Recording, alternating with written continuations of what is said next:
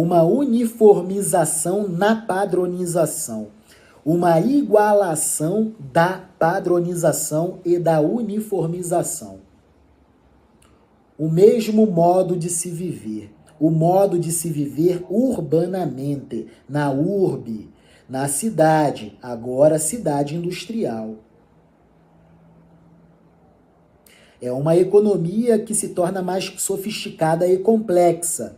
Por isso, o comércio também se sofistica, há-se mais transações de compras e vendas e a arrecadação de tributos aumenta. Então, a própria concepção de Estado também se complexifica e se sofistica.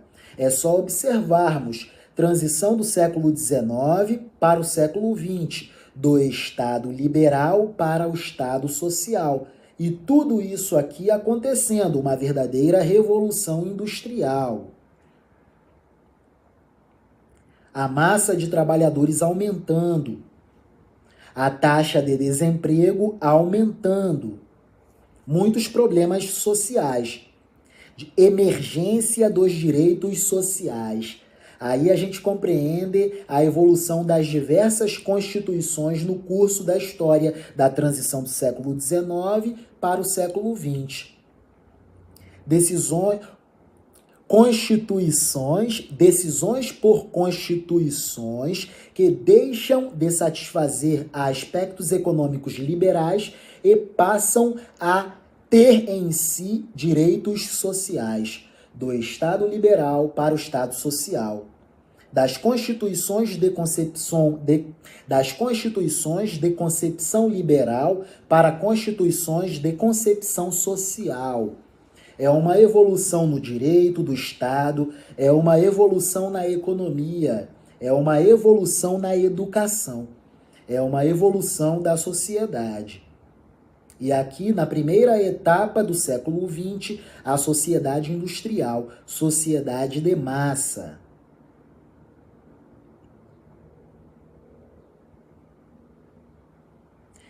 É nesse sentido que a massa social torna-se cada vez mais próxima, passando a ter força de neutralização dos conflitos inerentes ao convívio entre diversidades e diferenças. Para certos autores, essa força neutralizadora é de fato, uma das características mais marcantes das sociedades de massa. A sociedade de massa arrefece e nubla muito, esconde os conflitos de classes. E aquele grande conflito entre o capital e o trabalho. Os sindicatos perdem força. Cada vez mais, o empobrecimento do proletário, do trabalhador, operariado. Transição do século XIX para o século XX. Muito importante a contextualização. Primeira etapa do século XX, início do século XX, contexto pós-Primeira Guerra Mundial, surgimento do Fordismo. O grande intelectual Jean Baudrillard, sociólogo e filósofo francês, enxergava na massa um corpo de amortização de forças políticas e sociais, um corpo que absorve toda a eletricidade do social e do político e a neutraliza, sem retorno, fatalmente. A visão de Baudrillard sobre a massa é de que a conformidade dos sujeitos com as determinações exteriores transforma o cenário social em um grande corpo inerte e imóvel. Para ele, as partes que formam as massas estão tão ligadas que tornam a manifestação do diferente e das diferenças impossível. Começa a se falar em uma cultura de massa, uma cultura industrializada e industrializável. A padronização no consumir cultura, que agora é arte-mercadoria. O conformismo é, portanto, um dos pilares essenciais das sociedades de massa. As ideias de Baudrillard nos interessa ao considerarmos o trabalho do filósofo José Ortega y Gasset e sua concepção do homem-massa, conceito que usa para definir o sujeito que está inserido nas sociedades de massa. Para Ortega, o sujeito contemporâneo que se vê em meio ao mundo social atual é a expressão absoluta do conformismo com as determinações sociais estabelecidas. Um homem que não tem capacidade para compreender o contexto em que ele está inserido. É um homem massificado na massa. Sociedade massa. Sociedade industrial. Sociedade em que o consumo é padronizado. Daí o surgimento do Fordismo com muito sucesso. O indivíduo e sua individualidade perderam força em meio ao enorme processo de homogeneização das diferenças. É a uniformização da padronização dentro da igualação. Tudo muito uniforme.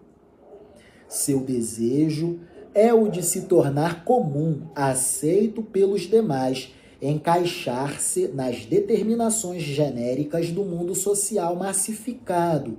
O homem-massa, portanto, só se sente confortável quando se vê em conformidade com a massa.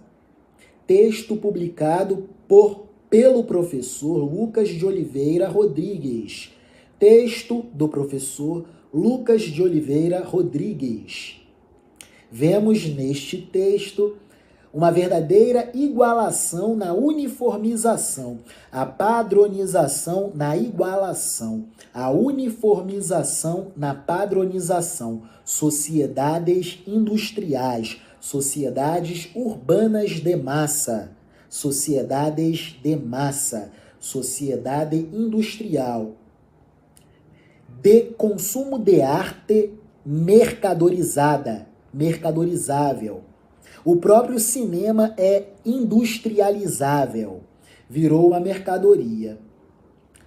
A aplicação dentro desse contexto, vamos lá, agora sim, ao tema da teoria geral da administração. Com muito contexto, acessaremos ao texto. Publicado por Portal Brasil Escola. Disciplina Geografia. Fordismo. Um grande modelo de organização industrial. Primeira etapa do século XX. Pós-Primeira Guerra Mundial. O Fordismo foi um modelo de produção industrial desenvolvido pelo empresário estadunidense Henry Ford no início do século XX. O Fordismo foi um modelo de produção industrial utilizado amplamente nos Estados Unidos e revolucionou a produção de automóveis, sendo adaptado para outras indústrias ao longo dos anos. Como o nome já diz, foi um modelo criado pelo idealizador das indústrias Ford, Henry Ford. Ele aperfeiçoou uma prática produtiva já existente nos Estados Unidos e na Europa, desenvolvida por Frederick Taylor, e a adaptou para suas indústrias automobilísticas. Com as devidas adaptações, como a linha de montagem e a padronização dos produtos fabricados, a produtividade se tornou alta e o tempo de produção muito baixo, o que resultou em um modelo de sucesso no início de sua implementação, considerando o contexto mercadológico da época, primeira metade do século XX. Origem do Fordismo.